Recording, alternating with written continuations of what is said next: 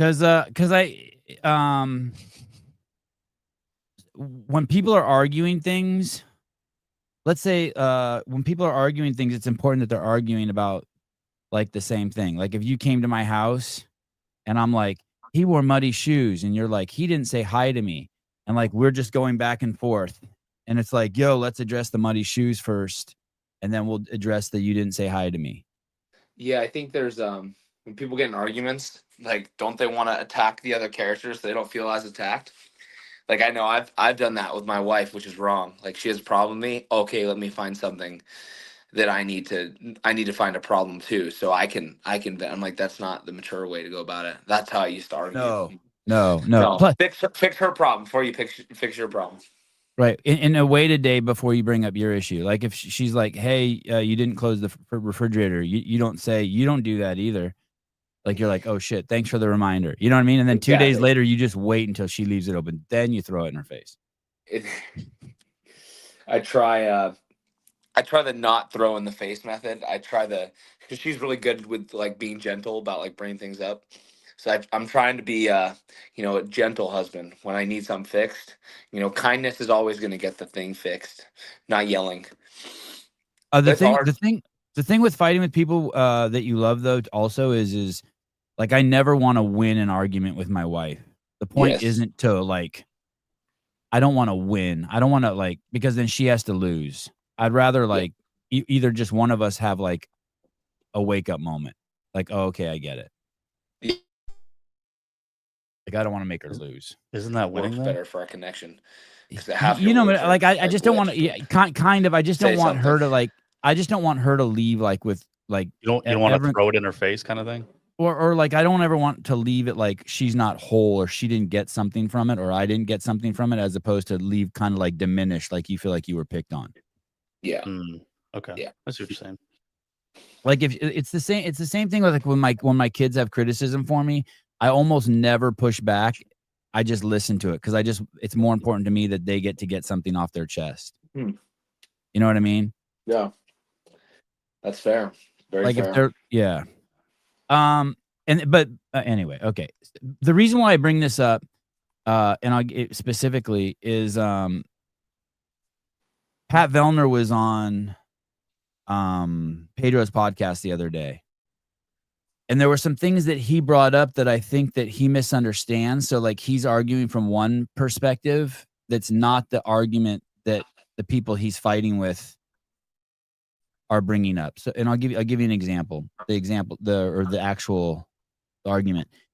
He was saying that it's not fair that people aren't, or he doesn't agree with being undyingly loyal to CrossFit, and that you shouldn't have to pick sides, and that it's not fair. Not that he said it's not fair, but that it's not cool, or I don't know what the words he used, but that people are attacked for going to the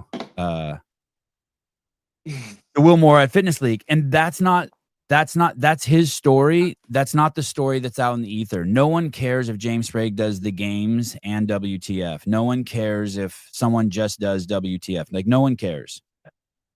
Like that's like no one's being judged for that. And so to characterize it like that, now you're throwing something out in the ether that the people who are bummed that you're doing WTF, people are bummed you're doing WTF if you did it as a protest or to shit on CrossFit. That's the nuance there. Like, do you know what I mean? Like, no one cares that James Sprague does both. No one would care if you just did one. No one cares that Colton does both. No one cares that Dallin does both. But there were certain people like Pat or Laura or I don't know who else, but it felt like that they were doing it like they were doing a fuck you to CrossFit to do WTF. And that was the criticism. And so to miss that nuance, and he's over there thinking that he's fighting about one thing, that people are upset that he did WTF. No, people are just like, hey, dude, you built a career 10 years off of CrossFit and now you're shitting. It appears like you're shitting where you eat. So that's the distinction. Did you ever get any heat for doing WTF from the media or anyone? James? No. I mean, honestly, I think people would think I'm stupid if I don't take an opportunity to go cash in while I can. Like, dude, we only have so many years, so I'm gonna try and get every opportunity I can, unless it's stupid and I can't keep my body going. But like, honestly, I'm at this point now, 10 training years in, where like, okay, I'm starting to feel like that old man tiredness, if that makes sense. I know I'm only 23, but like 10 years into Oh, training buddy. really Oh, hard. buddy.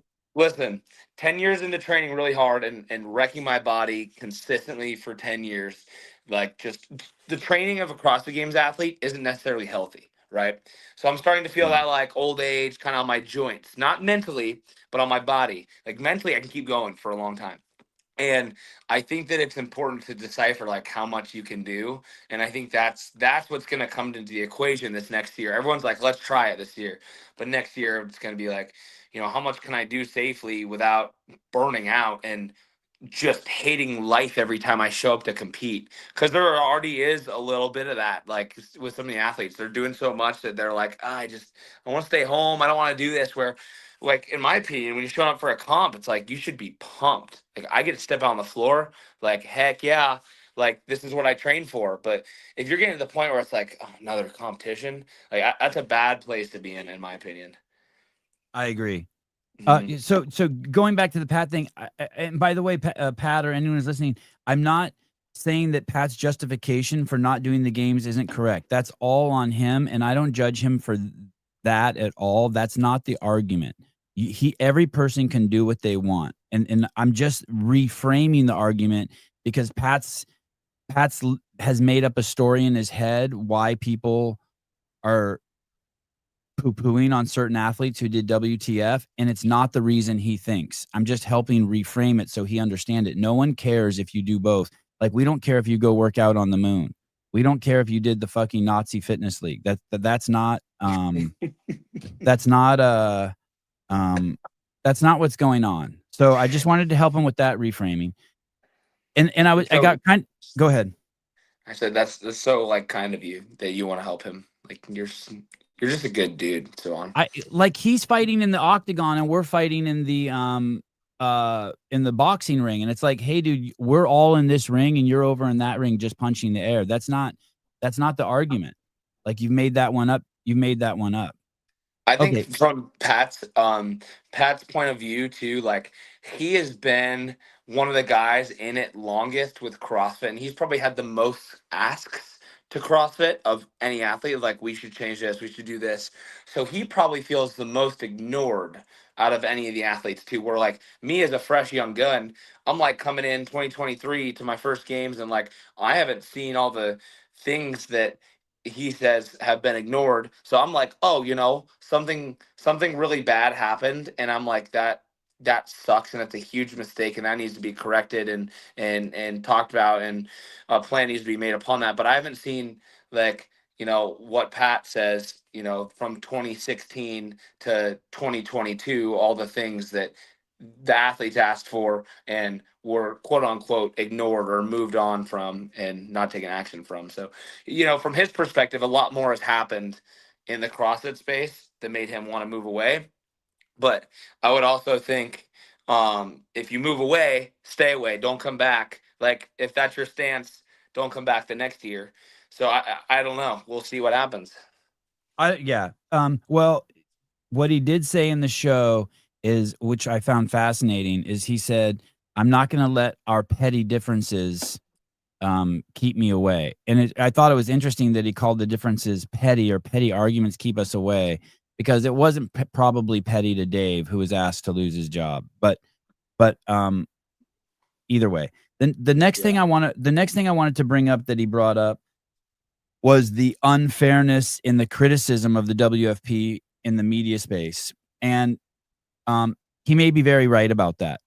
That's a whole nother argument. I don't have any pushback on that. I think that maybe a lot of the criticism is unfair and it's heavy-handed, and WTF takes a crazy just beatdown. That being said, it is not exclusive to WTF. There was more criticism. I'm just going to pick one small thing. There's 1,000 times more criticism of CrossFit and CrossFit HQ and the athletes that compete at the games than in one day than the entire 2 years that's happened to WTF. I'm going to give you an example. A buddy of mine, a dear friend, won the CrossFit Games. And for a year, he had to take fucking the internet ass pound him that he wasn't the champion and didn't deserve it, until he could fucking kick ass at 3 more big competitions. If you think the WTF takes a beating, imagine being James Sprague after he wins the game, and for a year, every Tom, Dick, and Harry is having a debate show on whether he's the fucking champion. I mean, Pat, you got to put this shit in perspective. Maybe it wasn't fair. Maybe it's not fair to James. Maybe it's not fair to WTF. But I mean, that's the light we're in. Like that's just what happens when you're achieving greatness. You're gonna receive pushback. You're gonna receive people who don't side with you. You're gonna get people making up lies about you. Like that's just what happens. Savon, people call you a Nazi and stuff. Like people call you names all the time. You know who you are in your heart. Yeah. That's all that matters. You don't care what people have to say about you. As long as you're firm in who you are and you know what your roots are, then none of that should matter. So if that's like, if that bugs anyone in the WFP, then they need to check their own mission. But if it's like, you know what, they can push back. We know what we're doing. We got a firm foundation. We're going. It shouldn't bother them at all. And it didn't bother me at all. Besides like a couple times where I was like, these lies they're making up about me, if people believed them, that would be really unfortunate because that's just so far from who I am. But the things that people were trying to take away from me, I was like, I earned that. Like, I worked hard for that. That doesn't bother me that you're trying to take that away from me. It bothers me when people try and lie and people believe those lies. But, I even got over that because I'm like, you know what? You're going to be persecuted from the world if you're trying to achieve something great. So just expect it. And keeping it real, Reddit search for James Sprague is the absolute worst. It's insane. Yeah, the pedophiles at Reddit hate my guts too. So here's Reddit, the thing. I imagine the people of Reddit that go on Reddit to actually post are the people that go outside 5 times a year. Like they just don't have like exactly. they're hermits. Like they don't have anything to do. So it's like, let's go find anything worthwhile that we can tear down and make us feel low, like make them feel low with us. And I'm like, dude, it's actually like I've never met anyone in my circle, and I would say I have a pretty big circle. I know a lot of people that goes on Reddit to comment and like go like use it as social media. Like, and a lot of the people I know, coincidentally, are all like active, fit, pretty happy people. So I'm like, if you're on that app, you're just sad, and I'm actually praying for you. Like, it's not a life I'd want to be living. So my point is I'm not arguing with you, Pat, that maybe it's unfair, it's unjustified. But relative, I'll give you one CrossFit example. When they put the wrong weights on Laura Horvath's bar and someone else's bar in the open, that one event got more criticism for us. We drug CrossFit through the mud for a year for that. We're going to do it the same at quarterfinals this year. Even this year, the programming at the games, as great as the games was, got destroyed as being too safe. Like it's net affiliate games. So yeah. Hey, Caleb, please. Sorry. We love CrossFit, undying loyalty. So Pat, everything you're saying might be true, but to not put it in context of what we do to CrossFit is, or what we do to what we've done to Wodapalooza. I mean, we've just drug Wodapalooza through the fucking mud, and it's like you gotta when you put it in context, dude, like we still might be assholes, we might be over the top, we might be gossipy people, like all that stuff you're saying. But dude, to not put it in context is a wild take. And I thought it was cool that James was on here because even what James went through is fucking 1,000 times noisier than WTF. By the way, congratulations. It must have felt good in the last year since you won the games, 2 years, to just be like, see? Yeah, I mean, honestly, like, so it's funny. It brings up what we were just talking about. Like, where was my validation beforehand? But like after these last 3-4 podiums, after the CrossFit Games, my validation wasn't like, oh, I need to go do more to prove. It was like, I already did that, and I feel great about that. I know it was like tried and tested and a very, very difficult thing to get to. And so these, like, this year so far has just been very cool in a sense, like, you know, it's been consistent, and you know, I feel healthy every time I show up. I feel happy. I feel ready to compete. And the big thing to me is like I've been through I've been on 5 podiums in, you know, the last year and 2 months, whatever it is, or since West Coast Classic, year and 4 months. And to me, all those programs were different, and they had a little different twist on them. And so it just, to me, tells me like, okay, you're ready for everything, you're resilient. Like, the last icing on the cake for me is Rogue. Last year was my first Rogue. I didn't even get top 10. I had pneumonia going into it. I sucked. So I'm like, I want to go I podium at can't even Rogue. believe you went last year. We had you on the show 2 days before you went, and you were a fucking Oh, wreck. that was I couldn't believe you horrible. were getting on a plane. I was a little actually concerned you were going to get on a plane, to tell you the truth. I sent my buddies a Snapchat on the worst night of it, when I like didn't sleep a single minute, and I was up on the couch, 105 fever, and I was like, you know, I've never had this thought before, but like, what if I don't make it through this? Like, I was that sick in a sense, like I didn't want to get up and walk. I felt like every time I moved, like my body was just completely shutting off, like couldn't do an air squat, so weak. You know, when I tried like training again a couple days before Rogue, this is a week before Rogue. I got on a bike and I rode 50 RPM, and I got off that bike after 1 minute, and I coughed for 20 minutes on the floor, like just so bad. And I'm Oh like, my God. this Everyone is in the what it gym feels. got pneumonia. Oh my! Clean your gym floors, clean your bikes, clean your things. Because if someone's sick, you're probably getting it in a gym too. If you're not cleaning your equipment. But yeah, it's just like that was not fun. So I want to prove that now. And then I feel like I've done the trifecta. I've done the games right. I've done Waza right. I've done Rogue right. I've done the WFP right. Like, then at this point, I just become a high rocks athlete and call it quits.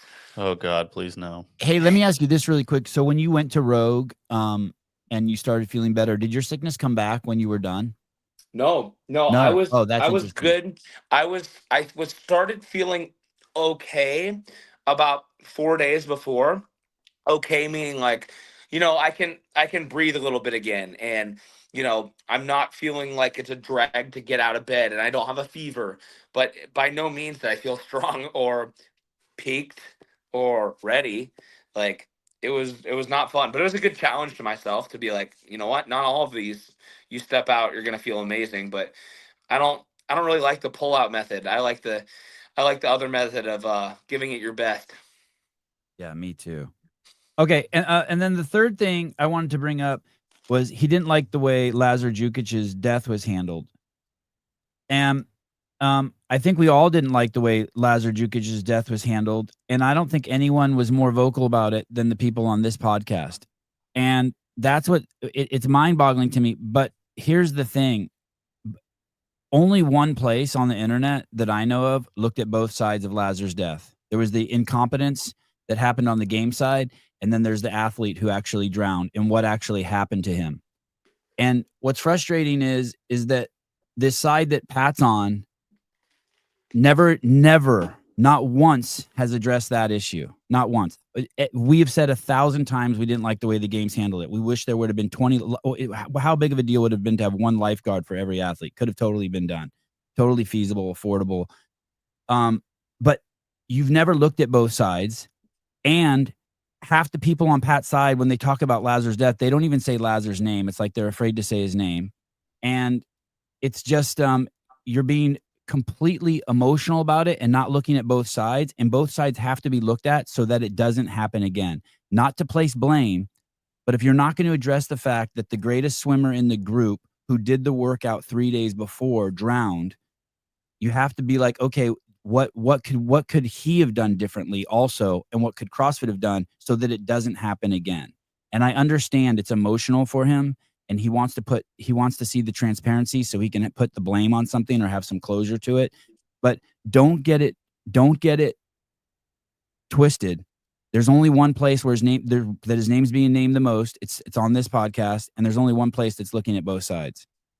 And I know it's a very sensitive subject, but we've never steered or feared away or been afraid of it.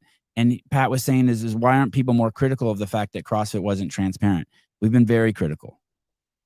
And so I know he doesn't sit around and just watch this channel all day, but it's he just all his complaints are mischaracterized or just wrong. And I just wanted to put that out there. And sorry to do it when you were on here, but I don't think I'm doing a show tomorrow, and I didn't want to forget. It's been spinning in my head now for 2 days. Hey, it's your show, bro. You're throwing a competition? Are you crazy? Dude, yeah, it's gonna be insane. So if you don't podium at an event now, I'm gonna be like, it's because you spread yourself too thin. We're gonna do a whole show on you can totally blame it on that. Except Rogue. Except Rogue because it's heavy. Like I will be pumped at Rogue with like a 4th or a 5th still, but I think I can podium. But anyways, beyond the point. Competition. I agree. It's a lot of work to get it going, but I have the right systems in place and the right people getting in places that I'm just gonna have to show up on, when it happens and be the face of it. But right now there's a lot of back end work, like writing the programming, getting the floor set, getting the equipment here, getting the right sponsors involved. And honestly, the biggest part is getting athletes to believe in your mission. Like transparently, I'm doing this for the athletes. There's no part of me that wants to profit or make anything for myself from this. It's like I just want to give back to these guys. And to me, there's not enough opportunity for this level of athlete. There's so much opportunity for the games athlete these days. We got Waza Elite, we got Rogue, we got the WFP Pro cards, like we got the games itself. But all these other competitions that you do, it's really hard to make cash and do it in a manner that's like, feasible and repeatable. So this we're not allowing games athletes of the last 5 years to sign up for this. So if you've competed in the individual CrossFit games over the last 5 years, you can't sign up. So we're talking people like Trista Smith and Nate Ackerman can sign up. Mason Griffith. We're talking anyone who has almost broken through hasn't yet. Like Crash has actually a good mix of like some people who've been to the games and some that haven't. But I'm trying to get the people who have not been to the games, haven't had an opportunity to go make some good money, have a great competition to kick off the season, and do it in a sick affiliate. Like it's going to be so Crash-esque, maybe a little less crazy on the programming side. Me and JR have been talking a little bit about programming and how to make it a good show and make it a fair test. But we both agreed that everyone programming an event has their cup of tea and has their different idea of what's a good weekend. So getting that right was my first step. Getting the athletes to believe in it is also another first step. But I just want to put my heart out there. Like I'm doing this for you guys, for the Pacific Northwest. We don't have anything huge like this. There's one other competition called the Mountain West, which does a great job, but that's in Boise, pretty far away. So I'm trying to get Adam McAdams from Yeah, CrossFit Vancouver. he's coming. He's coming to the Mode Classic. Um, So yeah, just trying to get the name out there, get the reputability, get people here from all across the country. Like I have a bunch of friends in Georgia, Mason and his buddies that I want to get here. But yeah, dude, I just wanted to show people like, hey, I'm not just doing this sport for myself. Like I want to start giving back. And maybe I can't run it again next year because it took too much bandwidth. But I'm committing to this year, like giving these guys one heck of a show and an experience, from the athlete dinner we're gonna do with the briefing there to all the sponsor involvement and cool goodies they're gonna get to the events and the uniqueness of them. Just being inside affiliate walls, kicking off the year strong after like a good winter break because Waza's not there anymore. I just thought it was the perfect time. And I've been inspired to do this because I've been a part of other competitions that have just ran it horribly. And I was just part of a competition in August that didn't go the way I envisioned. I programmed it, and there was a lot of like things I wasn't told as the programmer that I wasn't gonna have access to, and it kind of made me look bad when I wasn't trying to, make it confusing at all, but these guys didn't give me all the information I needed, so I had to change things on the fly. It wasn't it was pretty unprofessional in a sense. So in my heart, I was like, I want to get this right. I want to do this right for these guys. It'll be a lot of that same crowd. So I'm very ready to do this thing, make it a good show, give these guys a great experience, and move forward with the rest of the year. Sean M wants to know if you programmed the NorCal Classic. Oh, Sean, not nice. Come on. I did not program the NorCal Classic's the shit. I was so happy to hear you guys talk about it on Boys Interrupted. It's a great event. Okay. The Mode Classic, November 13th through the 17th. What city? The city is Liberty Lake, Washington. It's where I live. So you fly into Spokane, and it's about 20 minutes from Spokane. So the airport's GEG. And people can sign up at where? Was that Competition Corner? So yeah, November 13th through 17th, Competition Corner is the qualifier. There's 3 qualifier workouts, 4 scores, so 1 2-parter. And the workouts are going to be pretty easy to just put at the end of your training day or beginning of your training day and do the rest of it. I don't want it to be like, oh, you have to peak for these or, get super prepped for them. Like, I want it to be something athletes can easily qualify and get done, so then they can just get to work for the main event or whatever else they have planned for the year. Like, there's already hard WASA qualifiers end of October. There's already Fittest experience qualifiers going on right now. Like, I don't want to wreck people with another hard qualifier. So it's, there's 3 workouts you could all do arguably in the same day. Why even have a qualifier, James? Why not just let people enter, and then you're like, nah, you're. I want to get the right people fighting for the big prize purse. Like, I don't want Joe Schmo to sign up with a 185 clean and jerk in the elite division and take a spot from Mason, who, I signed up too late, I can't do it because Joe Schmo's in there. We can only take 20 athletes, so that's why. Can't you just kick that dude out? Couldn't you just be like, hey, I'm going to choose who goes where? Well, that's why I don't want to have to kick people out. I want them to sign up for the one they think they should do. And, the qualifier workouts are actually the same for elite and RX. So there's 20 elite male, 20 elite female, 20 for the transgender division, and then 20 for women. And I'm kidding on that last part. Sorry. Yeah, so 20 elite male, female, 20 RX male, female. And yeah, so there'll be 80 total athletes there. Right now, the qualifier signups are doing great. I know a lot of people sign up the day the qualifier starts. But yeah, 3,000, 2,000, 1,000 for elite podium. We're gonna pay out event wins. We're gonna pay out the RX podium with $300. And honestly, the more signups we get in this qualifier, the bigger the prize purse gets and the more ticket sales we make. So my goal hopefully is like we get to game day and we have no reason to not pay the 5, 4, 3, 2, 1 to top 5. Like, that's the goal. I don't want to overpromise and underdeliver. I want to underpromise and overdeliver. So this is what we can start with, but I want it to go up. Liberty Lake, Washington. See if I can beat Caleb to the map. Athletes are going to be paid on the podium. I'm going to give them the checks right then and there.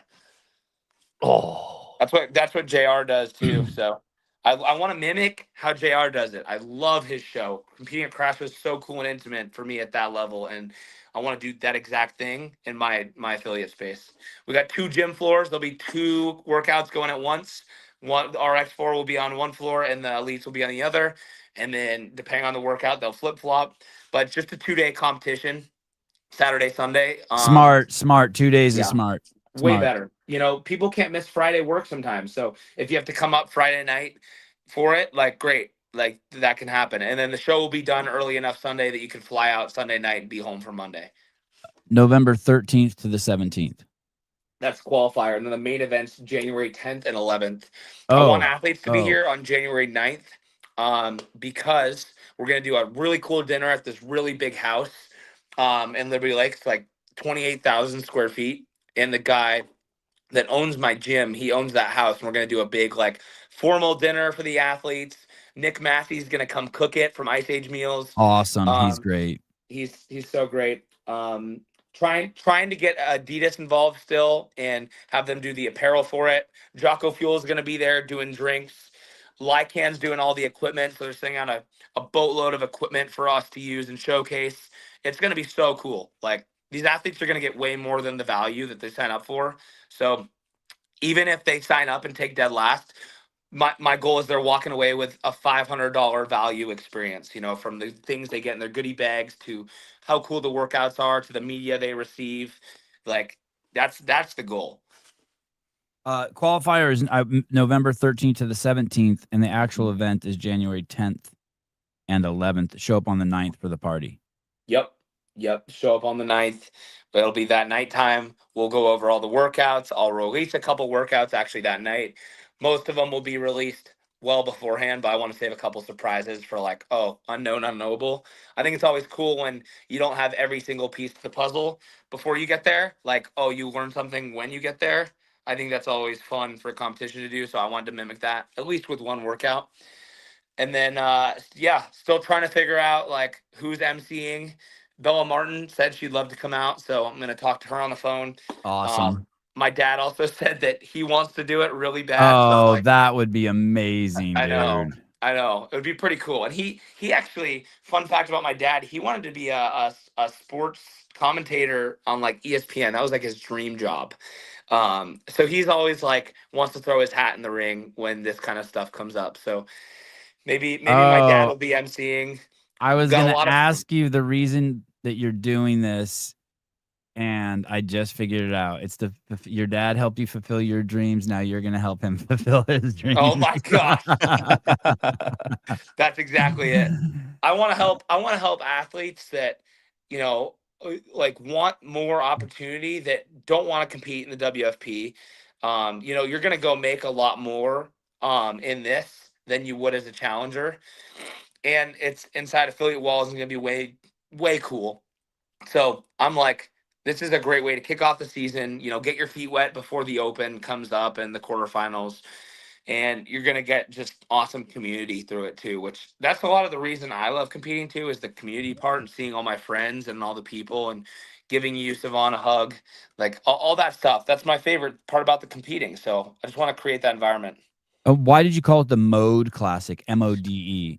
So Mode is the gym and the facility. So the Mode campus is a 300,000 square foot campus. Holy Might shit. be even a little bigger. But it's literally look at the parking lot, dude. It's massive, dude. It's wow. It's so sweet.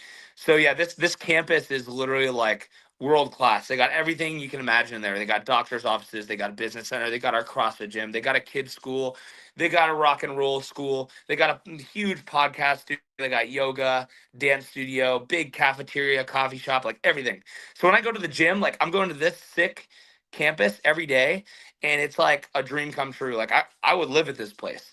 And it's only 2 minutes from my house here, so we actually bought our house close to it so I could have an easy commute to the gym. So it's just kind of seamless, get out the door, you're at the gym. But yeah, I'm looking forward to it.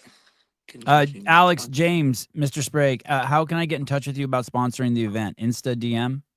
Shoot me a DM. Shoot a DM to the Mode Classic 2026 Instagram account. I go check it every day, and I'm responding to DMs every day. Got the Instagram going now. Need to start posting a little bit more. We just had the media guy I was working with, he just got laid off from Mode, so I'm figuring out that situation. But media will start coming back this next week. Okay, so Mode Classic 2026. Mm-hmm. Mode Classic 2026. Go shoot us a DM. I got it's weird. I haven't started a new Instagram account in a while, but they wouldn't let me DM a ton of people from this account. They're like, "Oh, you're sending too many spam messages, whatever." And I was like, "I'm just DMing people, talking to them about the competition." So it sometimes it won't let me DM you back. So if it takes a second, that's why.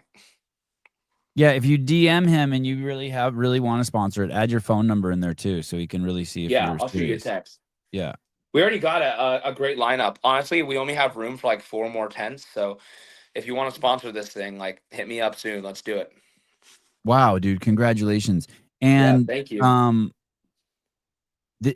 guessing this is going to be something you want to do annually. Yeah, it depends.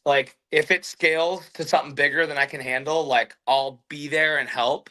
I still want to be the face of it, but I'm I started this thing. I'm getting it out there, and I want to push it really hard. And if it it grows too much to where I couldn't handle it with being an athlete, then I'd be like, hey, you know what? I need to figure somewhat out. I need to figure out a system that this would work for me, because right now, like going into Rogue and the WP finale, like this is a lot to take on. You're right. And I It's also have crazy. It's crazy.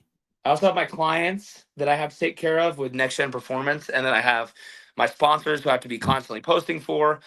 I did the math the other day, and I'm having to post like 22 times a month to just hit my deliverables for sponsors. And if every post is a sponsor post, no one's gonna want to follow me. So I'm like, I think I have to post like 35 times now in a month to be able to like sustain the sponsor life. And that's a conversation too, like how much is too much to take on with brands. So trying to reevaluate a lot of things going into the next year. But at the same time, like I love it. I love being able to post and share this life with people and share tips and tricks with the gym and anything in the health world that can help people. So, like I love a busy life. I think it's a good life. But if you don't have time for rest, then you need to take something out. So just trying to figure out, like, is this too much where I can't rest, or am I doing the perfect amount? So basically you have to post more than once a day on average. Yeah. Some days I'll post 3 so then I can take like a break the next day. And then other days I'll just try and post one thing. But posting is like as important as your training, because Yeah. the two go hand in hand. That Yeah. they you have to train so that people will want to sponsor you, and you have to Mhm. post so that you can provide value to your sponsors. Exactly. And then you also have to post to show people what you're doing so that people will find you endearing and want to and feel closer to you. Exactly.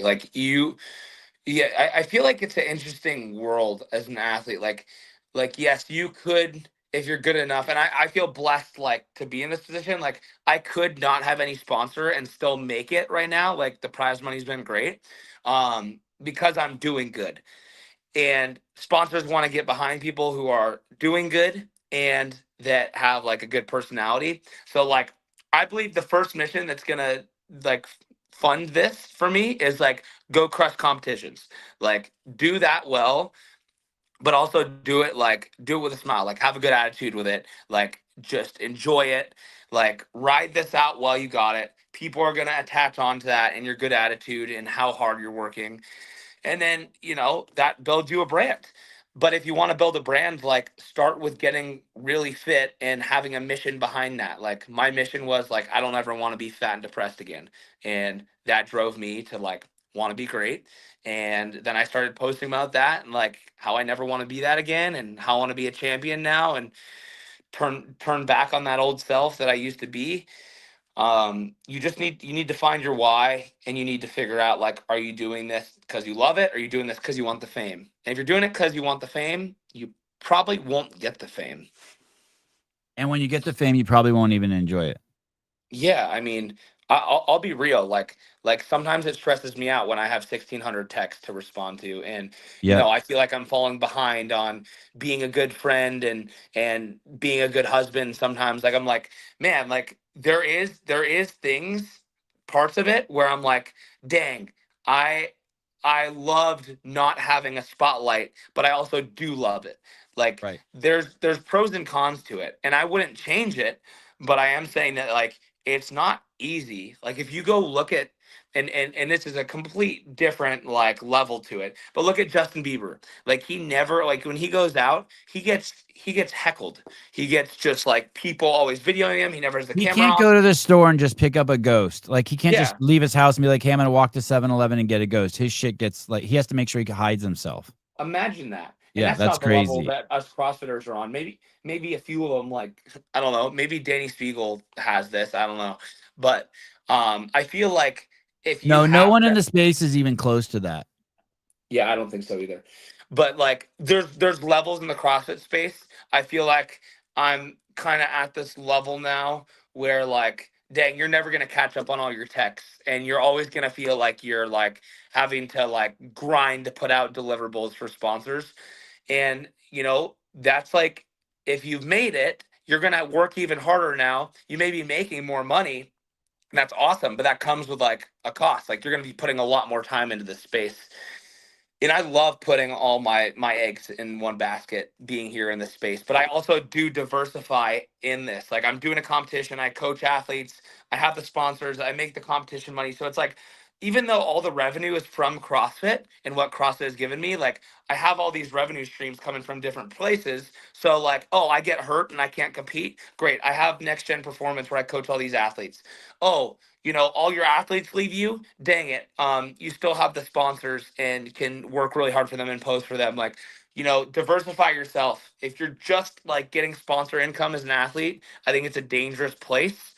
I think even just having one revenue stream in general is a dangerous place. So I've always believed like, try and have as many revenue streams as you can and try and maximize what you're doing in the space while you have it.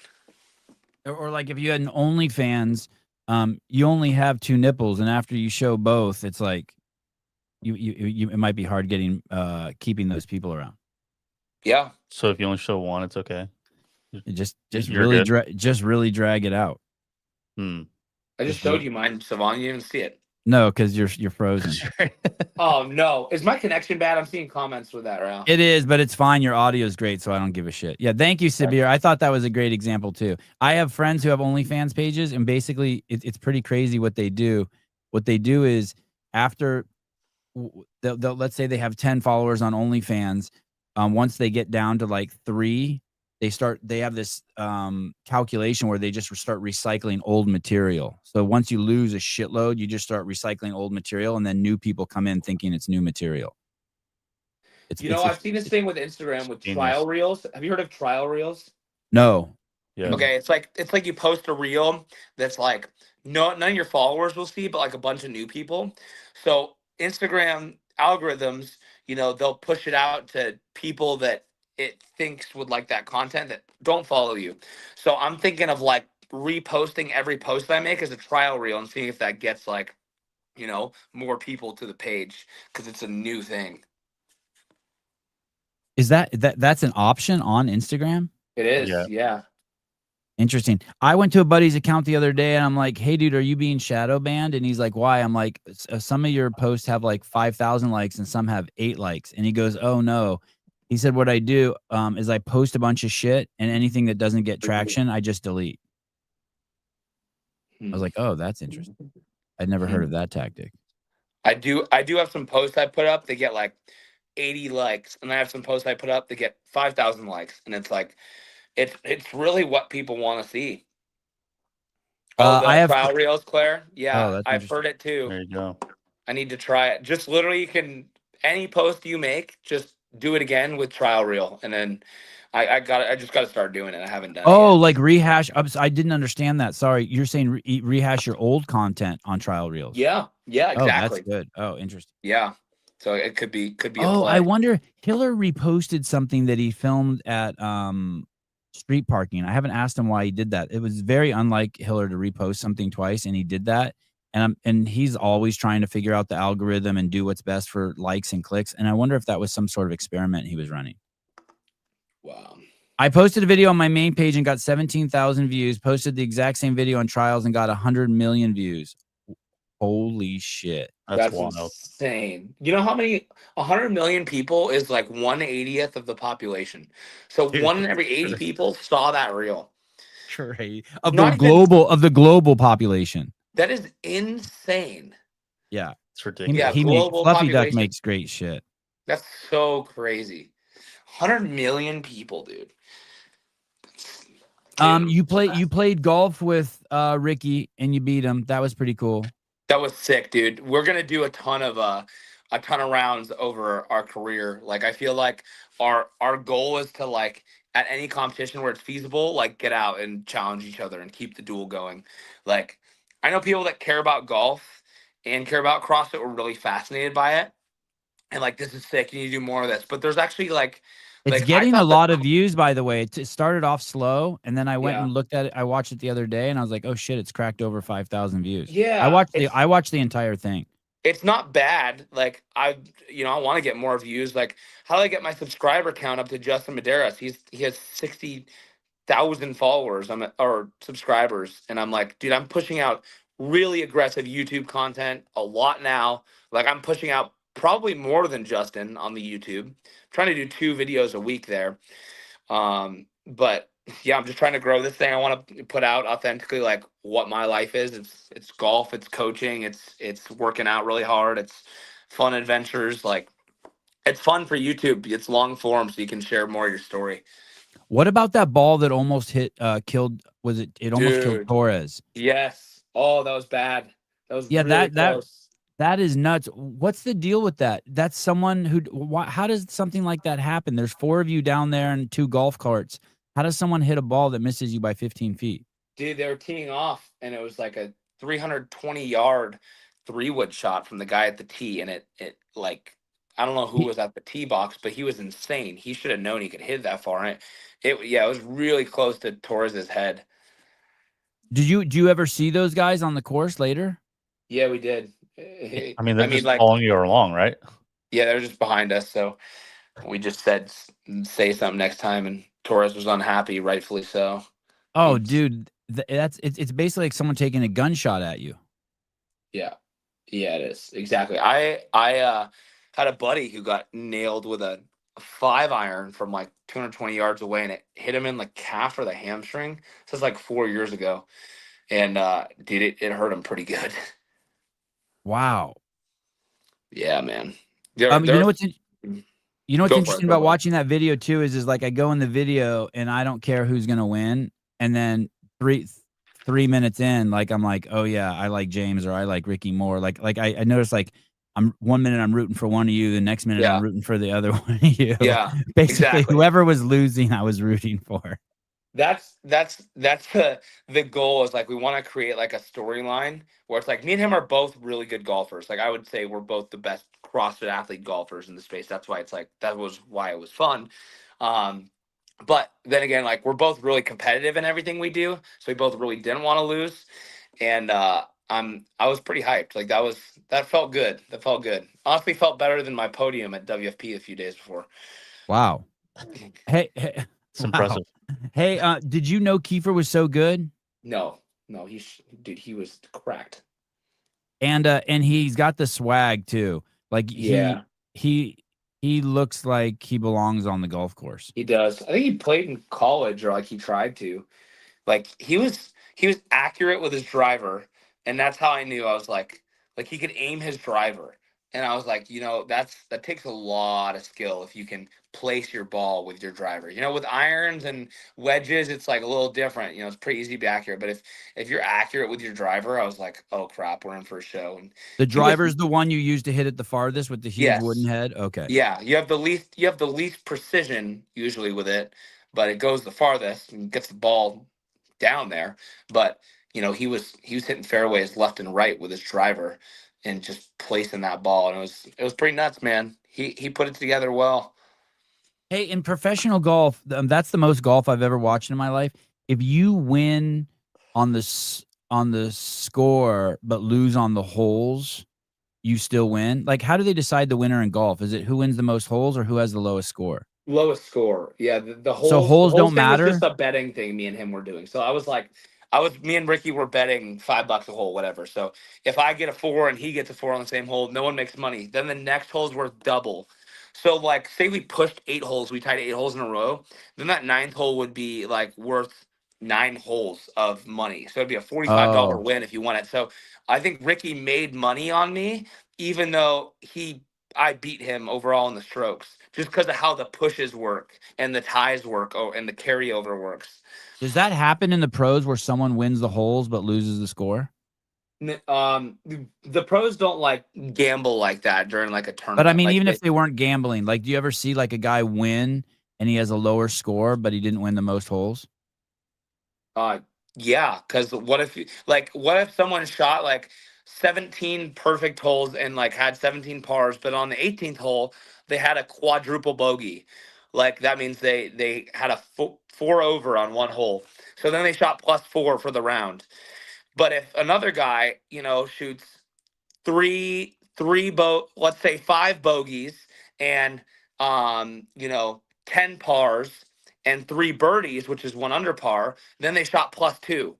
So even though that one guy had more bogeys, like he had a couple more high scores, he's gonna win because he was consistent more and had less strokes over par. So it's really about just what you shoot over par. That's what they compare, what you shoot under par. The pros are usually under par. They're shooting, -1, -2, -3 at their hard courses. Sometimes they'll be like 6 under. Like they'll have 6 under par on a round, and it's just another level, man. Like I was 12 over par on my round with Ricky, and Ricky was 14 over par. The only golf I watch occasionally is the golf that's on Instagram where it's like a girl in a tube dress with no bra, with giant hammers swinging, and like her dress comes up. That's so bad. What's the only one? I mean, the only one. That's the only algorithm that Instagram. It's not my fault. It's the algorithm. That's why golf's so popular.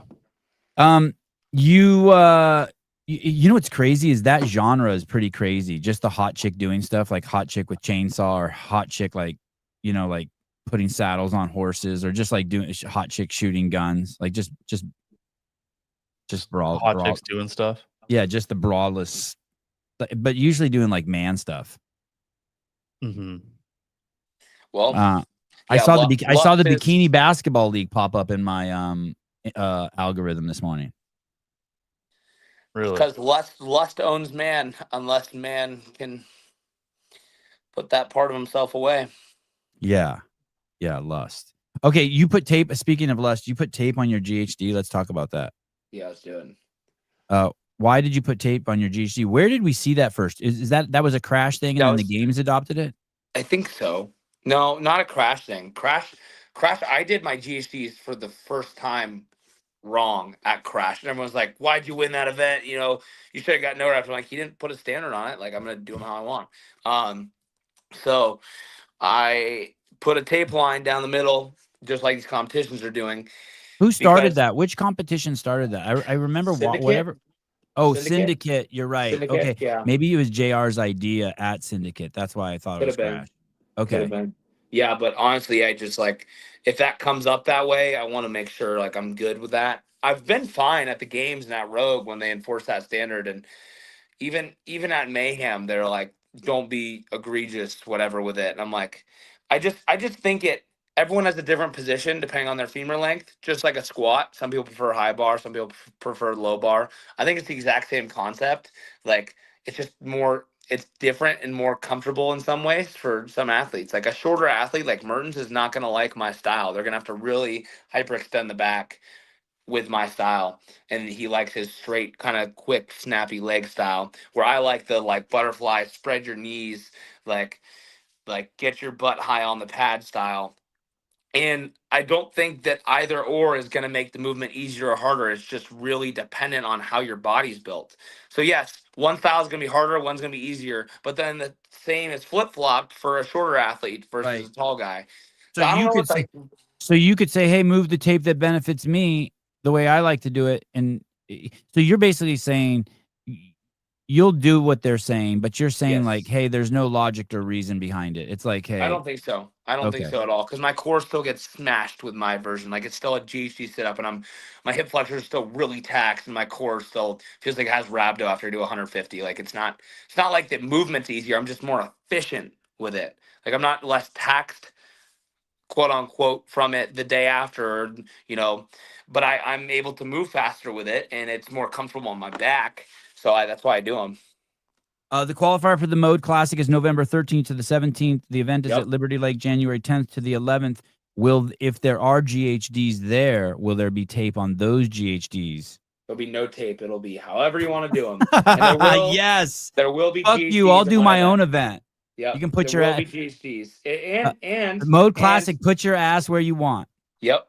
Exactly. I mean, like I said, everyone has their different little taste with how they want to program these things. And, since I'm programming it, I'm getting Hiller's help, JR's help, Matt Torres' help. But, like, at the end of the day, like, I kind of have the final say after it because it's my event. But I'm not like closed off to taking help, and that's why I asked for help, because I'm not end all be all, know it all. Like, I still have my own biases that probably aren't good to put on a competition floor, so that's why I asked for help in the first place. Hey, I have the wrong. Damn it, I have the wrong roadcaster. Jeffrey, I do feel like machines are used too much in competitions, and I think that machines can be in there, but I don't think that they need to be the limiter of the workout. I believe you could have every machine in a competition and still be like, okay, there wasn't enough machines because they weren't the limiter of the workout. For instance, if you put 100 calories echo bike and 100 strict handstand push up in the same workout, the echo bike is completely irrelevant. It doesn't matter. But if you put 25 strict handstand push-ups and 100 cal echo bike, then it's an echo bike workout.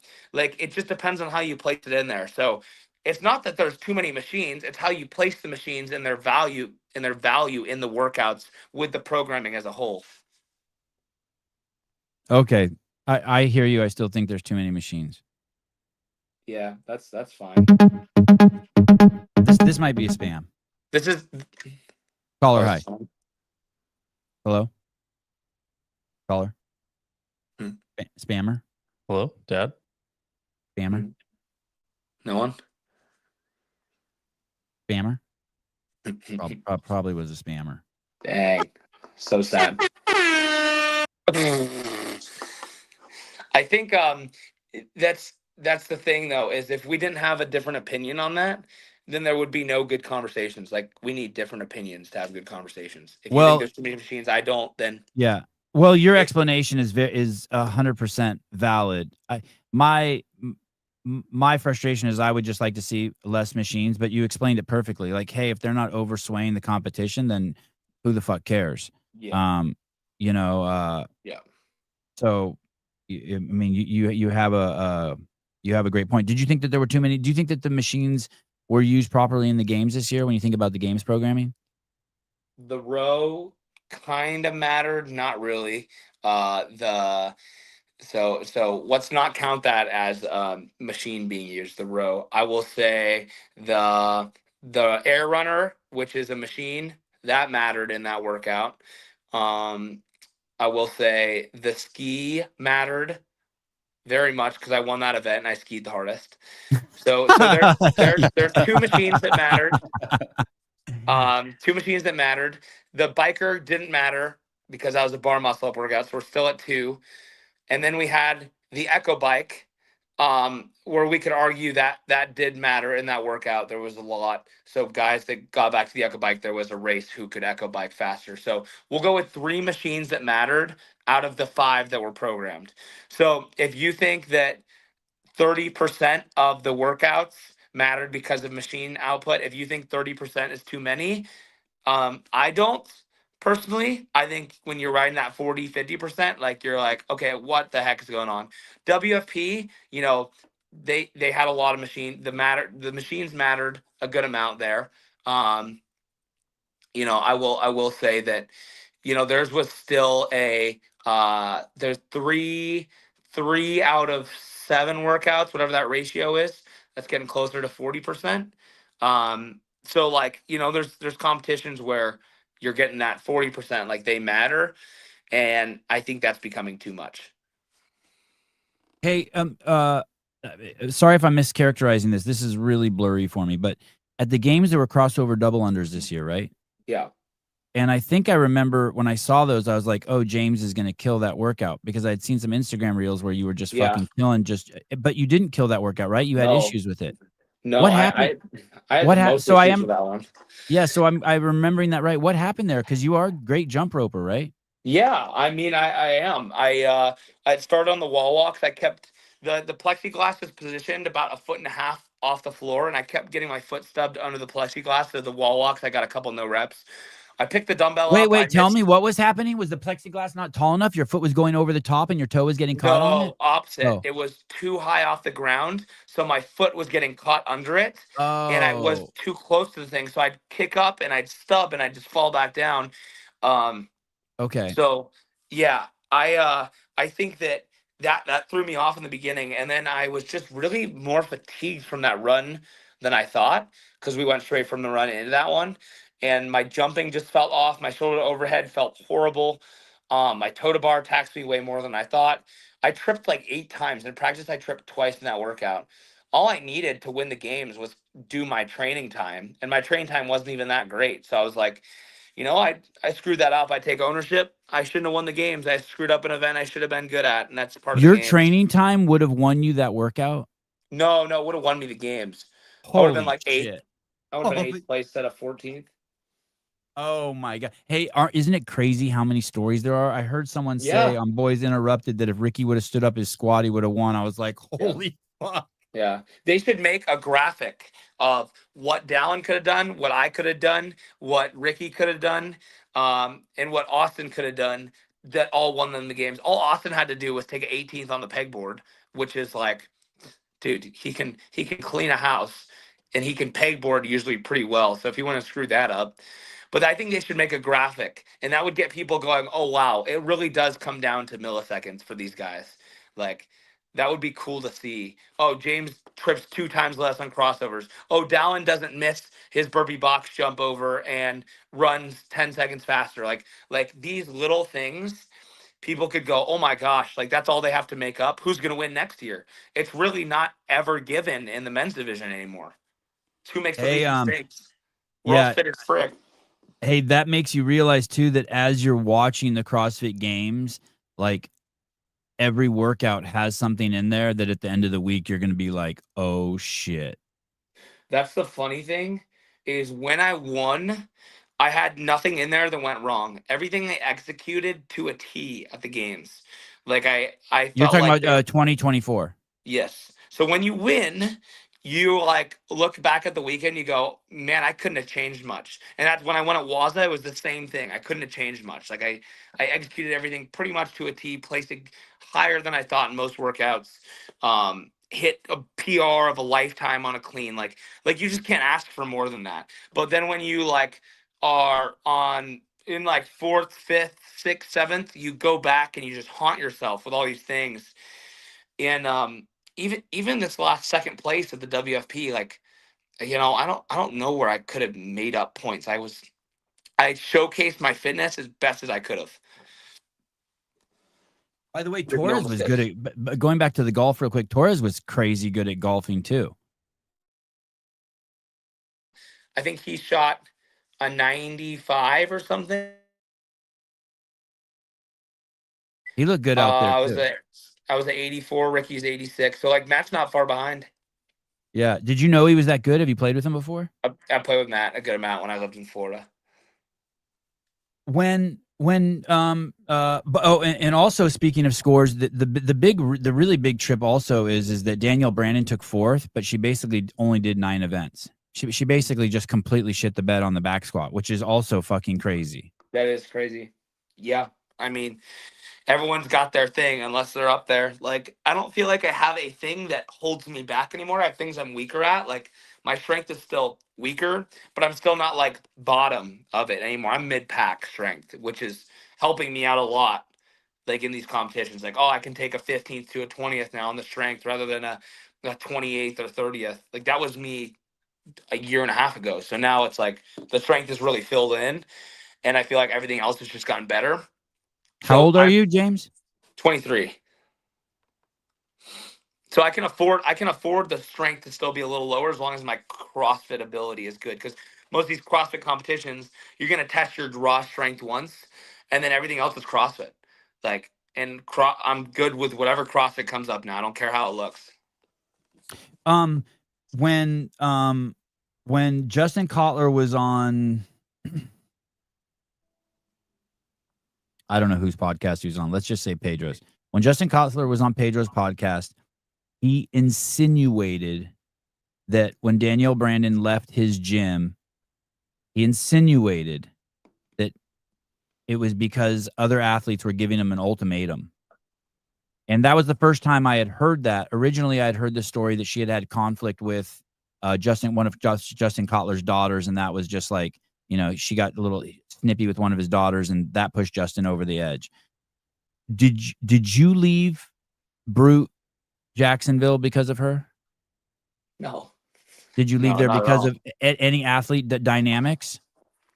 I mean, like, yeah, I didn't prefer Matt and her in the gym. Like, it was a distraction, and like I would tell them both that, but like it's like that's not why I left at all. Yeah, I think No. Go I ahead. think that I left because I needed to be home with family, and I missed my people, and I missed being close to my fiance at the time, and I like I needed more balance. Like I didn't have enough balance there. Like Naples, Florida was incredible. I also didn't want to move to Jacksonville. Wasn't a big fan of the environment, and I didn't think that I would thrive there. So like once I moved from Naples to Jacksonville, I was like, okay, this is probably a perfect time for me to transition. But no, like Danielle and Matt, if I moved because of that relationship, that's it's my own problem. Like I let it affect my own stuff too much, and that's you know that's not what it was. When she left Coach L and went to Adam, did that bring up a lot of memories where when in your head, even though you weren't there, were you like, you know exactly what happened? Like you could just in 30 seconds sum up the story? No, because she wasn't training under Coach L's wing. Like I know why she left Matt. Like in that whole situation, she was like she couldn't separate boyfriend and coach, which I get that. But Coach L and her like had a great thing going. So I feel like she probably just left Brute because she didn't want to be attached to Matt's name anymore, which I think is probably for the better. Yeah, it's wild that the changes she's made just prior to the games, I think it's like 3 times now. Yeah. And yet she still performed really well. Do you stay in contact with her? Is she someone you would ever give advice to? Yeah, for sure. Like I think she's been really cool to me, and she's helped me out a lot with things when I was in Naples, and always offered to grace and an extending hand and help me with movement and helped me have a good perspective. Kept things light in the gym for the most part too. Like she was a joy to be around. Um, just her and Matt's dynamic wasn't good most days. So I was like, I wouldn't say most days, just some days it was a distraction. But yeah, like I totally keep in touch with her every now and then. And since she's left Brute, we don't like talk about workouts as much anymore. It hasn't been as much, but like she's still definitely someone I'd reach out to if I need anything. And how do you think it's going to affect? Do you have any thoughts on how it's going to affect the dynamics over at CrossFit Vancouver with Knifer and Trista and Justin and Ellie Oh, and Adam I don't think it. McAdams? I think that Adam as a coach is smart enough to not take anything on if he thinks it's going to hurt his people he's already committed to. Like that's what a good coach does is they don't overdo it with themselves. So he obviously thought like, oh, I can take on Danielle and still give them the same amount of attention, aka Trista, Justin, Ellie. So It's not the attention. I'm just thinking the storm, the intensity, the chaos that is DBE. mhm. Say that again. I didn't. Sorry, I was busy Just reading basically, comments. it's not the fact that he wouldn't have attention, but it's just the fact that she's a storm. There's a consistent theme here that everywhere she goes, there's a bit of chaos, and just the fact that like, holy shit, like you have this machine that's humming along perfectly, and you're bringing in something that's she's the X factor. She's a huge variable in the social dynamics. Yeah, I mean, I think that she's just like she feels things. She's emotional. Like she's very passionate. Um, so yeah, All right, you think it'll last over there? I hope so. I think that she's better off staying with one coach, and I want to see her succeed. So, would really, want to see her stick the course with him. And she's landed with one of the greatest to ever do it.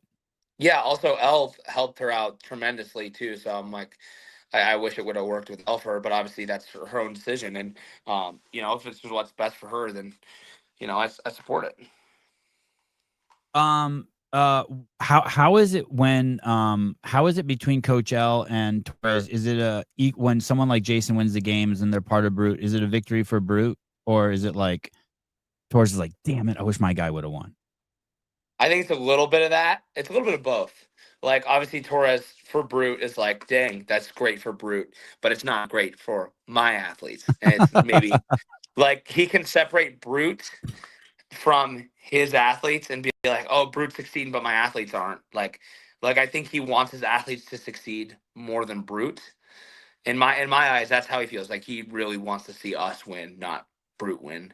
Like he wants to see Brute win too, but we're up here where Brute's like here. So like, he was still very proud of us and proud of Jason. But if he would have had it his way, obviously it's me and Dallin 1 and 2 in either order. Hey, how is Dallin? I kind of like this. I feel like I'm seeing like a little bit of a brooding version of Dallin kind of manifest. Like, is he? Is that? I mean, I don't know how much of a more of a fire could be lit under his ass. I'm not saying that there's any shortcomings in his training or his passion or his desire to win, but have you noticed a little like he's getting a little like antsy? Like, what the Yeah, fuck is going on? I think he's seeking change. Like he's like, I think he's ready to do something else. I know Matt Torres is moving away from Jacksonville, and so is Ty. So to TBD where Dallin goes. I don't think he's announced it yet where he's going and when, but I think Dallin's ready to embark on the next phase of his career, which is doing it somewhere else, like I did. And I think he's seeing, from me, Justin, and Jason, that we can live in our hometowns and not have to train in a training camp and, do all that jazz. So I'm excited for this next chapter for him and what him and Corinne do. I think that it's going to only serve him well. And, I'm personally excited to just see him have more balance in life. I think that training and being in a place where that's kind of the only option can be really hard on your mind and take a toll on you. So I think it's just going to open up so many opportunities for him. Hey, on the Boys Interrupted podcast, I would have loved to hear about him, talk about it more. I need to get him on to hear his take, but I want to hear your take. He said that bike workout actually sat with him for a few days. What does he mean by that? In your That mind, in your thoughts? the toll of that workout like crushed you mentally, and your central nervous system. You're just tired for a few days. Like you didn't want to do anything. Not necessarily soreness. Like that workout's not maybe going to make you sore, but it's going to make you just so exhausted. Like you just put every ounce of energy that you have into this thing, and most workouts don't require that. Like they require pacing and being methodical and a lot of muscle endurance, but this just took everything from him. And we don't see programming like that very often, and in fact, like ever. So you can maybe get that from a gym session, like if you go do a 5-minute max echo bike and you truly go all out, or you're on max effort 2K kind of thing. Like you can get close to that feeling he has. But when you do that on a floor and you have to do it with repeatability 3 times, it's going to take a lot out of you. So I So think that that would be a fuck up if that was workout one at the games. That would be a fuck up. It would fuck up the week for everyone. yeah, it'd be dumb. That'd be super dumb. Yeah, it wouldn't be smart. The way they program the games is perfect. Like the long endurance event first. Like it's very hard. It takes a toll on you, but you can still go after. Like it tires you out, but not like that. That's a kind of tired you can't come back from and can't get intensity high again. Like it's an adaptation that requires way more of a recovery period. And it's just like, yeah, if you're gonna do like low intensity exercise after that, nothing explosive or really anaerobic or springy, Like that would be bowling. fine. Like if you play, but you could bowl. Yeah, for sure. But I think he's just tired. He's competed in 3 really hard, grueling events in the last 6 weeks, and if I were him, I'd just be wanting a little break. So I think it's a curse. I think it was a blessing overall that I didn't do Waza, uh, Gym Reaper Waza, from the looks of it, because I just would have not felt good going into Rogue. Hey, last year, one of the reasons I heard that they didn't invite you is because they had invited the people like back in 1987 and they couldn't change it. Have you been invited to Waza next year yet? No. And they said they invited people last year before I won Waza, but then the argument with that, I'm like, I won the games. How did I not earn an invite? So I think it was just here. I don't know. I'll never know. I don't care. if I'm not Right. on it next year, like I don't know what I have to do. I'm just gonna laugh again. Hey, those guys got 25K or something, right? Yeah, it's a good amount of dough. Yeah. Does and Pat did do good there. Pat Vellner, yeah, he did great. He was a He great fuck team player. Like North yeah. America, I think everyone was a great team player where they were at. I do think that unfortunately Jason with his matchups against Ricky were unfortunate, but it looked like Jason like worked really hard for it. But everyone on Team North America did their part. What about since you mentioned maybe some changes at Brute, do you have any idea what Fee's doing? Jenny was asking, what about Fee? Does Fee follow? I don't know what Fee's doing. I haven't gotten on a call with her in a while, but I assume she's gonna keep going. She's on a hot streak. Like she's doing amazing right now. She's crushing competitions, qualifying for things left and right. Like, I don't see any reason for her to slow down. I know that her and Al want to have kids sometime soon, so Not slow down, but will she follow wherever Torres goes? no, I don't think Oh, anyone's gonna follow Torres where he's going. oh, he's going to Morocco? No, he's going to I don't think I'm supposed to say. Fair enough. Yeah, but he's Jacksonville, they think is done. But Brute will still be around and he'll still Oh, be yeah. Yeah. stronger than ever. For sure. For sure. Brute's stronger than ever. I think that I've shown that like you can become a champion even not having your coach in your corner in person. Like you just have to communicate well over the phone, be in constant, communication about what happened during the day of your programming, what you need to fix. Like I'm getting ready to send Torres a fat text about what I want to do this next 3-week cycle before Rogue. Like I'm gonna spend 45 minutes shooting like all these ideas over to him and going back and forth on it so we get the perfect thing or as close to the perfect thing as you can. Like that's just how you got to do it. If I was in person, I'd have that conversation in person. But since I'm here, I just have to be adamant about sending him a text or getting on a phone call. Like the other day, I was struggling with the log bar muscle up so much. I got on a call with Torres. We FaceTime for 20 minutes. Boom, I'm good at log muscle ups. Like you just have to be adamant about doing that stuff. Maybe I'm wrong about this, but I think having a headquarters is important. Look at all the crazy athletes that are Brute athletes, or at least have their foundation there. Emma Carey, Nate Ackerman, Danielle Brandon, James Sprague, Jason Hopper, Ty Jenkins, Dallin Pepper, Fee Sagafi. I'm sure I missed someone. And yet I don't think for whatever reason, and that's a stable that's as big as any, right? Of just world class, like just powerhouses. Yeah, But for some reason, I just don't feel like without an HQ and without content coming out from an HQ or a home base, you're not going to get that notoriety that Proven gets. And I understand Proven for has sure. Tia, but it's not like Ricky and Jay and Maddie and Christy Kringle and the posse there, or Lucy McGonigal, or any more. They're not better than you guys. Um, You know what I mean? yeah, And I mean they so have part of they me have thinks, the I mean, I don't backing. know what the end goal is for Brute, but part of me thinks is like, hey man, like, I feel like that there has to be an HQ. Hmm. Just a I think thought. like we'll go still like do stuff with Torres in person wherever he's at. But I do also think that yeah, you're right. Like there's a lot of money backing those athletes. Like there's the Proven Gym that's like a literal Proven Gym, and there's a Mayhem Gym, and there's Yeah. they have that place.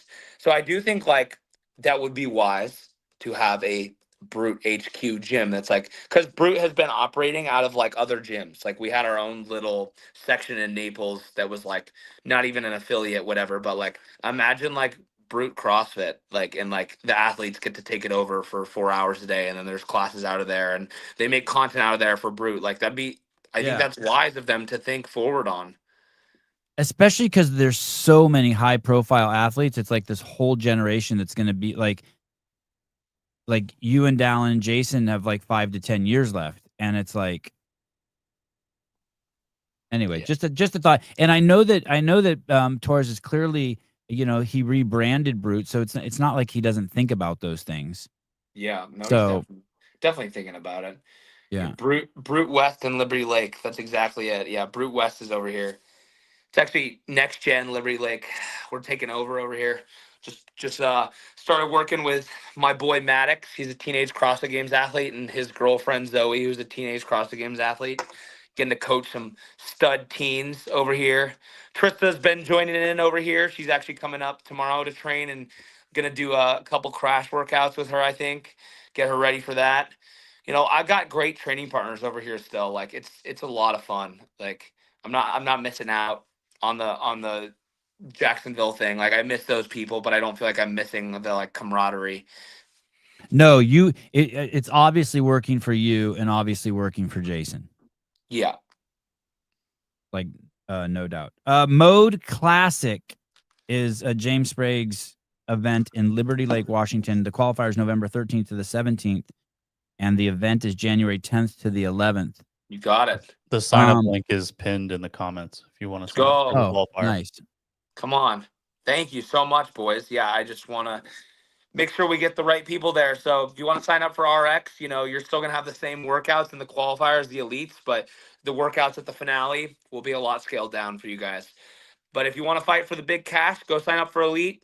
You know, promise it's going to be a good show. You're not going to regret it. And with that, I can't give away too many more details without exposing things I'm excited about. The biggest part of this has been having to keep quiet about all the fun things that we get to do. But, you know, 2-day workout, Saturday and Sunday, pre-party on Friday at the mansion. What about how many events total did you say? Six events at the main event. The 4 in the qualifier. One will be a 2-parter. So it's like, you know, you're going to have 3 workouts you have to do. Are you streaming this event? Not sure yet. Depending on signups and ticket sales, like I'm making that decision soon. I don't know how much like, you know, I care to put money wise into the media part of it. If my goal isn't like, my goal is to pay the athletes. Like, right. And if spending $5,000 on a media team is going to be less money for the athletes, then I'd rather put it into the athletes, at least this year. How many floors are you having? 2.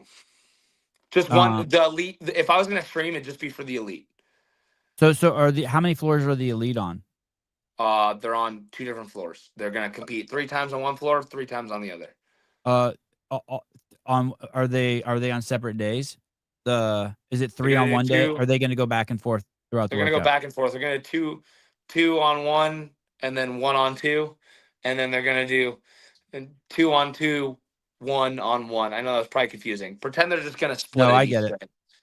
Hey, you know, theoretically, there's someone in your area for sure who could set up 3 iPhones and attach them to a fucking switcher and let your dad commentate it, to be honest. I think people will want to watch it.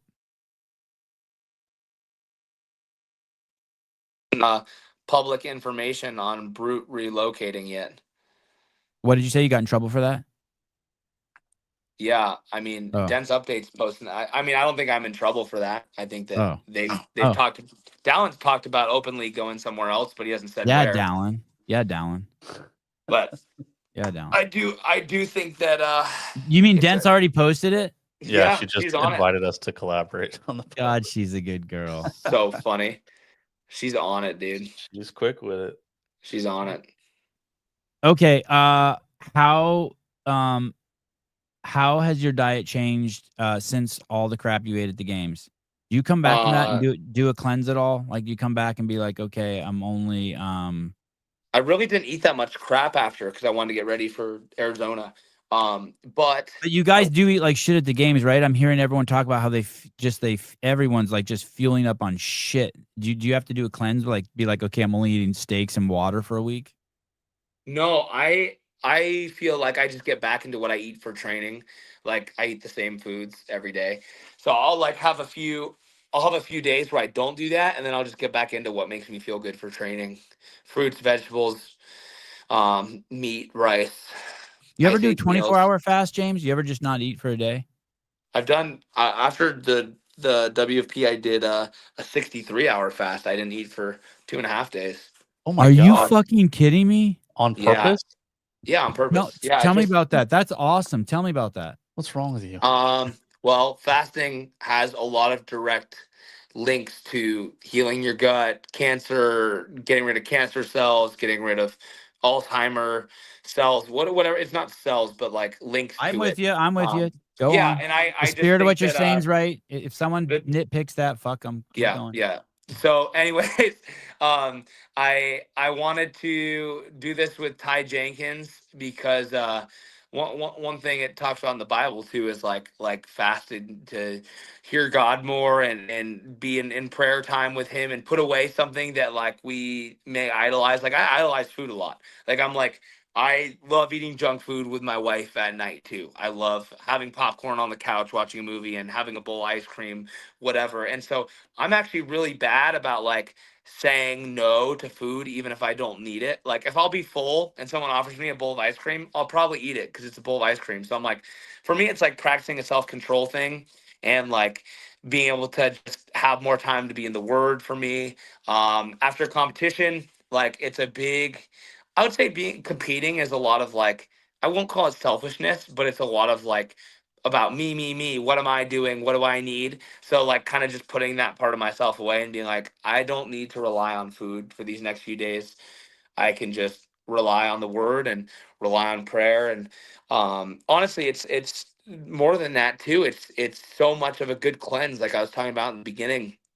And I just felt like, after I'm done with this, I have so much appreciation for food and I'm so mentally clear and I feel like I can think better. So it's multifaceted. It's a faith thing, it's a self-control thing, and it's also just like to feel good. Are you just shitting your brains out like the whole time? No, I don't think I pooped at all on the second and third day. Yeah, That's amazing. after the first Dude. day, like you go to take a shit in the morning, like a rabbit pellet comes out. You're like, holy That's shit. wild. I don't know. Like Maybe it rolls out. that's wild. Whenever I fast, I'm just pooping constantly. Did you get Yeah. weak, James? Did you start feeling like really weak Um, physically? No, honestly, I No. think that for guys, they like peak testosterone in like deep ketosis. I think that they have like guys have this response to fasting that's like different than women apparently. I need to look into it more, but I think that I felt pretty strong. Like I felt ready to rock. Obviously, I wouldn't want to go do high intensity exercise, but like you tell me to go like bench a heavy weight, I could probably do it. Wow, crazy. Do you know how much weight you lost in that 63 hours? Yeah, I went from 218 morning to 202 morning, 16 pounds. Wow. Wow. Yeah. And Yeah, you it were was a just still lot. you're still just crushing water? Yeah. Some Did you people do take any black salt? coffee and tea. No salt. I just did water. Wow. Some people Did do you go water fast too. Like they'll do a 24-hour water fast, which I think is crazy. so you didn't drink any caffeine in those? No, you didn't even drink black coffee? No. Nothing. That Nothing besides water. Did you get a headache? Yes. At the 48, 52 hour mark, I got a headache. And then going to bed that night, I woke up at like 4 a.m. with a big headache and I started eating and I was 63 hours. I was trying to make it to 72 or like close to 68. I didn't make it. I woke up at 4 a.m. and had food. Impressive. Yeah, it was Okay, wild. Yeah. Some people last people go longer than that. So that's not even that impressive. My next one, I want to get 3 days for sure. I did 5 days a couple times, and if I were to ever to do it again, I would. And I did black coffee though, one of them, and the other one I only did water. But if I were to do it again, I would take potassium, magnesium, and sodium because my heart started doing. In the fifth day, I could like felt like my heart was like knocking, like it was like dry in there or something. I don't know. I can't explain it, but it didn't feel right. Yeah, with the fast. Yeah. I Yeah, mean, just in the fifth day, I yeah. was like, my heart sounds a little loud. Like I don't know, like it was like dry. Like Yeah. I needed oil. You know, like when a car needs oil, like when you drive an old car and you're like, I better put a Yes. cord. You just pour a cord in and the car sounds good again. Yep, exactly. Yeah, It's like that. it's one of those things where you don't know till you know, and it's tough, man. It makes you have a lot of conversations with yourself and makes you realize like, wow, like we don't realize how much we rely on food. Final question. Thoughts on Charlie Kirk? on Yeah. just on him as a man? Him as a man, I loved watching his content. He was a guy that taught me how to be bold with my faith and what I believed in, and not fear what people have to think about it. Big role model for me in a lot of ways. Pretty heartbroken about it, and still am, and just obviously, I think it's just so crazy the division that's came from it, and I think that's exactly what the people behind it wanted. They wanted division. They want to keep sparking that, and that's a deeper conversation that I'm willing to go on a podcast. But I will say that it's a huge bummer seeing all this stuff go down, and seeing all the division from it, and people. Where were you? Do you know where you were when you heard he got killed? Yeah, I was in the gym, middle of AMRAPs, and my buddy quit one of the AMRAPs we were doing. We're doing 3 AMRAPs. He just kind of stopped because he saw a video of him getting shot, and then he didn't tell me. And I was like, "Why'd you stop?" And he's like, he told me, like, I saw this video and I don't know how to keep going today. And I was like, and then I saw it and I didn't know how to train the rest of the day or go about my day. It was not good. So yeah, I was in the middle of upper body day on a Wednesday doing like a bunch of different AMRAP repeats, and yeah, it wasn't fun. Broke your heart a little bit. Yeah. How about you? Yeah, I didn't realize how much I liked him. I'm not a big consumer of his content. I'd watch like, half dozen reels a month. And then I would play YouTube videos for my kids to watch him debate. They always liked watching him debate. They thought it was hilarious and they loved his logic. They were always like, "What did he say? What did he say? Does that make sense?" Like, my kids loved it. But I was rocked when I saw he was killed. Yeah. I was rocked. I was like, "Holy shit, I had no idea." I felt that connection to him. Like, it's not someone like he wasn't like, it wasn't like James Sprague content where I always go to his YouTube channel and watch it. But Yeah. I was rocked. Yeah, I was rocked too. I mean, yeah, he was an honest person.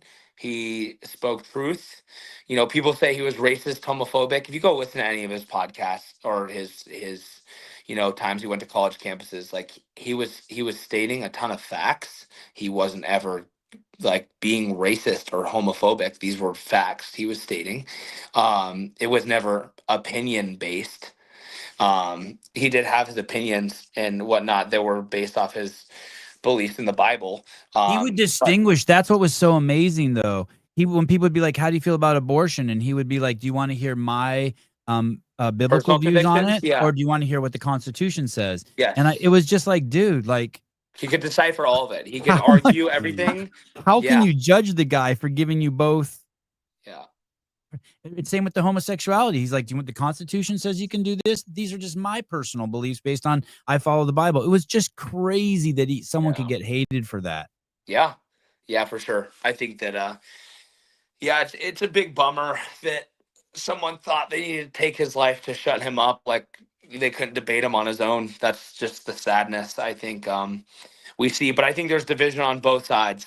I'm not gonna say like the left sucks and they all this. The right has their own things too. Like for sure. It's I just think putting identities in politics is always just going to lead to division. So, yeah, I don't think it's bad to stand on one side, but I think it's a very wrong to hate and to slander people on the other side. And, even if you disagree with them, like disagreement's part of free speech. So just disagree. Yep. Yep. Disagreeing with someone or does not mean you hate them.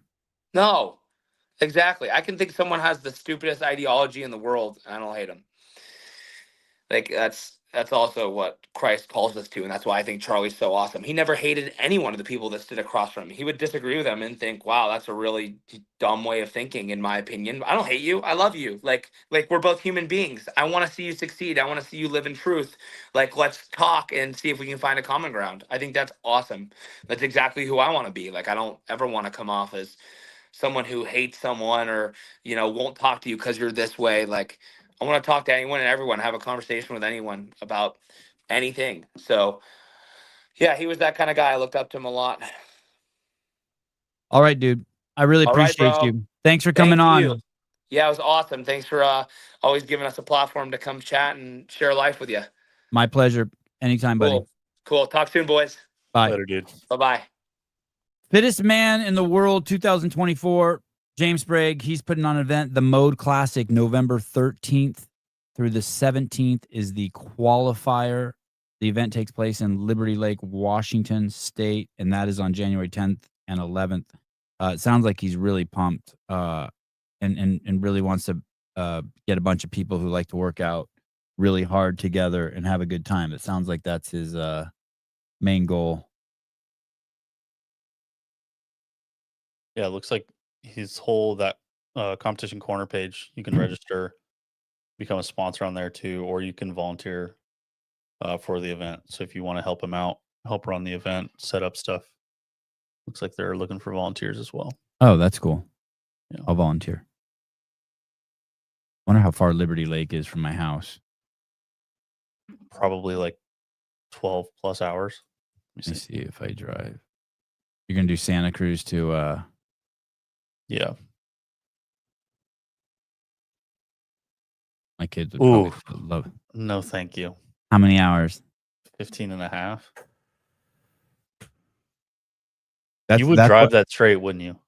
Yeah, if the weather was good. I'd get up really early. But you know what's happening now that I'm older? Like around the 6-hour mark, my ass, does your ass ever get busted to where like you start getting weird sensations in your hammies and your ass when you're driving for so long? I just get like hip pain. I have like, just my right hip is just really fucked. So whenever I sit for a long time, it starts to flare up. But for me, it's like I'm tired, like I'm bored. Oh. I'm just listening to shit the whole time. Well, I probably talk on the phone for fucking. Oh, okay. That probably Probably talk on the phone for 13 hours of the 15. All right, good point. After 6 hours, I'm done driving. Yeah, I just drove up from Newport yesterday or the day before. I'm just like, I don't ever remember my ass getting busted like this. Like, I'm just like, my ass just does not want to be sat on anymore. Do you have like a butt pad, or do you just kind of like you just sit on whatever? I just sit. I rented a Sienna like mine, and I'd put the lumbar support to max. You know that thing that sticks out in your back? I push that thing as hard as I can against my back. And even if it's like 100 degrees outside, if there's a seat heater, I turn on the seat heater. Oh my God. Those your balls get hot? They do, but I just love heat on my back. Oh, dude. I could have my 4Runner has really bad AC, so my legs are just sweating. I hate that feeling. I do not enjoy that at all. Yeah, I'm a sweaty mess every time I get in the car. Emma, I live 40 minutes from Liberty Lake, and I get to do the qualifiers with James' wife if anyone needs a place to stay. Oh, that's awesome. Oh, cool. I wonder where she's been. All right, the final business I have today. Clock, I'm sorry I yelled at you yesterday or 2 days ago. I mean it. I'm sorry. You didn't deserve that fuck you and that venom. You really did not. You can say whatever you want about me censoring people. It's fine. I hope you accept my apology.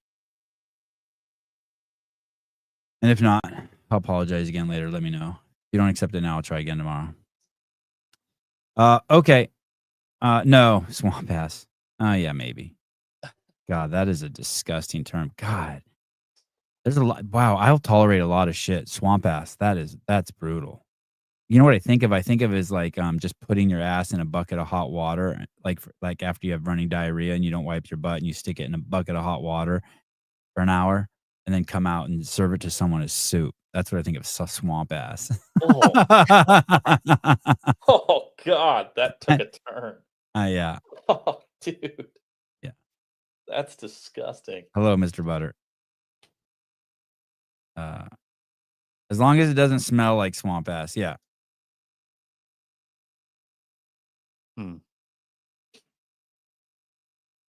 Okay. I don't know what I'm doing tomorrow. I'm out of here again. Greg and I are flying over to Scottsdale today in like 30 minutes. Hey, you know what? Something else I just noticed that's happened to me in the last week. I can't drink 2 cups of coffee in the morning anymore. Or else what? I'm just getting sensitive to caffeine. What do you? Like I had a cup of coffee this morning, and then when I first got in here, I started drinking this cup of coffee, my second cup. Yeah. And I just get a little like, I don't know, I get like just too amped. You've been drinking a lot of water lately? No. Oh. Basically, I've been out. Normally, when I'm home, I drink a lot of water. But when I'm on vacation like that, or whatever you want to call it, I was doing Newport. I drink shitloads of sparkling water. I know if I Shitloads. don't drink any water and then suddenly I drink a bunch after like 5 cups of coffee, they all hit me at once. And then I'm like wired. It's pretty sick. I get a lot done. Like I didn't even like I'm not like I'm sweaty here. My hands aren't sweaty, but like any like fine, I start noticing if I'm trying to do any fine motor recruitment shit, I'm just like, oh, I have to like just concentrate just a little more. Gay, maybe gay. It's like Do it live with Greg from the jet. It's got probably good enough internet to do it. That would be fun. Sick. Yeah, that would be sick. Maybe you've developed a caffeine sensitivity. That's stupid. That's a stroke. Jesus Christ. Oh God. We have a rice sweat terminology here. The woman that squats over a pot of steaming rice and lets the juices fall into the pot. If the man eats the rice, she's guaranteed to have him. What the fuck does that even mean? Hey, dude, that's that Islander witchcraft shit. He's from Topango, Nicaragua or something. Topango, Sinagogo or something. That's awesome. That's horrible. Oh God. So Janelle, how can you say yuck? Don't knock it till you try it. Oh, Jordan, I'm gonna have to remember that. Oh my God. Ew. Yeah, it's called in America that translates as hamburguesa juice. Very well said. Yeah, hamburguesa soup. Oh God, it's so gross. You go to Panda Express. What do you have? Of the hamburguesa. There's some fucking Mexican lady Juanita in the back just steaming her squatted over a rice bowl of rice. Yeah. Ugh. We can't support her. Hey, would they have a white girl, an Asian girl, and a black girl, and you get to choose which flavor you want? Just the Panda Express. You're like, I'll have her. I have a little bit of the Neapolitan. The Neapolitan. Oh my God. How does the show always take a turn? Fucking gnarly, dude. All right. I don't know. What's today? Thursday? Yep. I don't know who has what shows today. Let's see. I think the Barbell Spin has like an evening show. They had one last night. Bill has his lunchtime thing.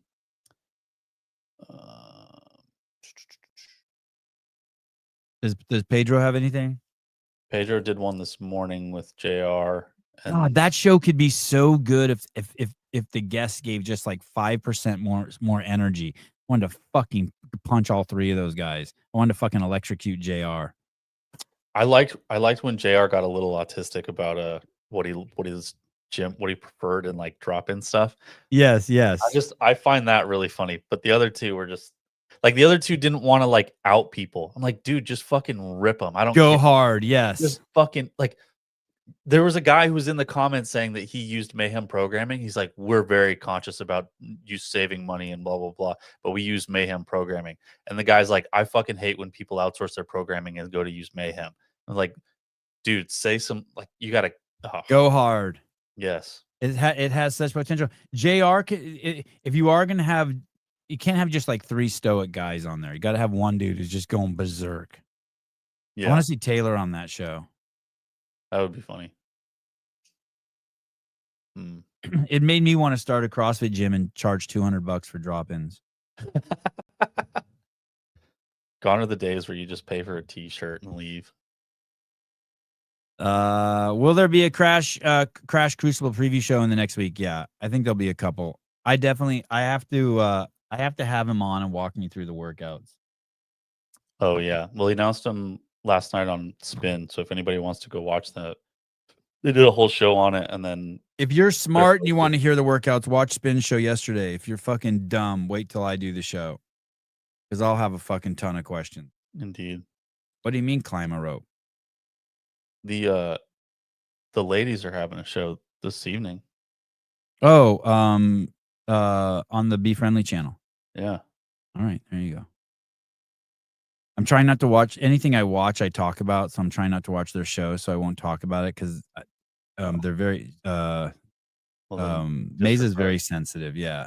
If I just figure if I don't watch it, I won't talk about it. Okay, well, don't worry about watching it.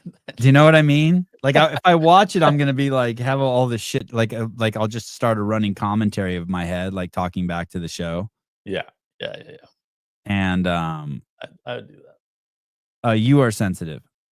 Yeah, yeah, right. That's correct. I'm sensitive to watching the show. Yeah, that's fair. That's good. All right, Crucible for Dummies. Oh, I'm gonna steal that. Oh, That's good. okay. That'll be the show I do with JR. All right. Love you guys. Talk to you later. Caleb, thank you. I got a pack. Yep. Bye-bye. Don't forget to subscribe. Yeah, like and subscribe.